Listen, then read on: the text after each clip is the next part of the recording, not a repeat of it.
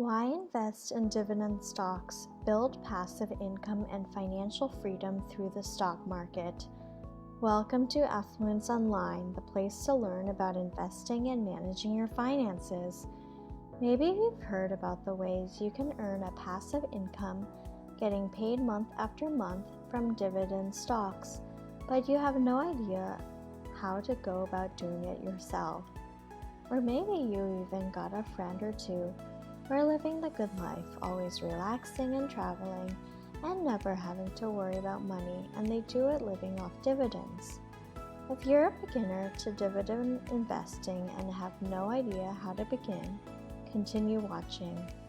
Before we jump into the video, hit the subscribe button and the notification bell so you don't miss our upcoming videos. Soaring technology stocks have led the longest bull market in history during the 1990s, driving investors to shun stocks of dividend-paying firms.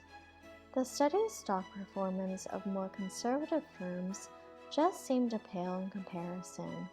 But now, rising interest rates and slowing corporate earnings are causing investors to again turn to the tried and true high-quality firms with strong cash flows, solid earnings, and a healthy dividend stream. Companies that can commit to paying a regular dividend are ones that generally are fundamentally strong and optimistic about their future. A company's dividend history is a good indication of its willingness to share profits and demonstrate accountability to investors. In periods of market uncertainty, these qualities become especially appealing to investors.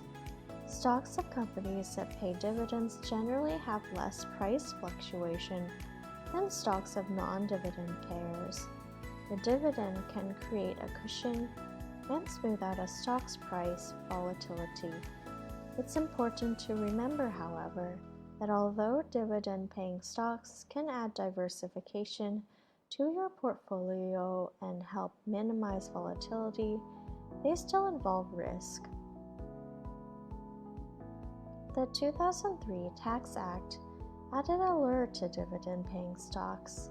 It lowered the tax rate for individuals on qualified dividends from as much as 38.6% to just 15%, depending on your income and tax bracket.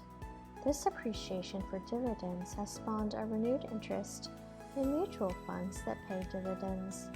The size of dividends is also on the rise.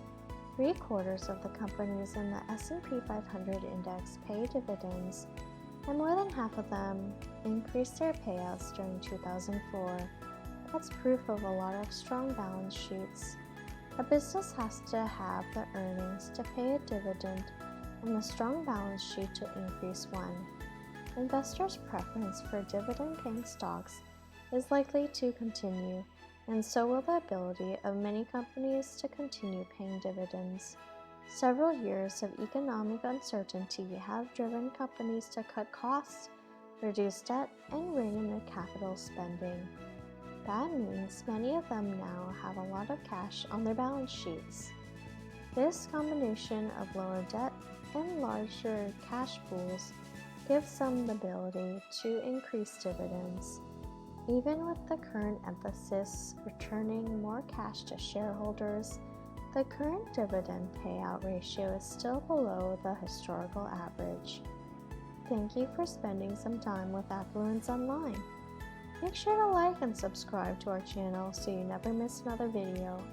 We also handpick these videos that we recommend you watch next. Thanks for watching, and we'll see you back again soon.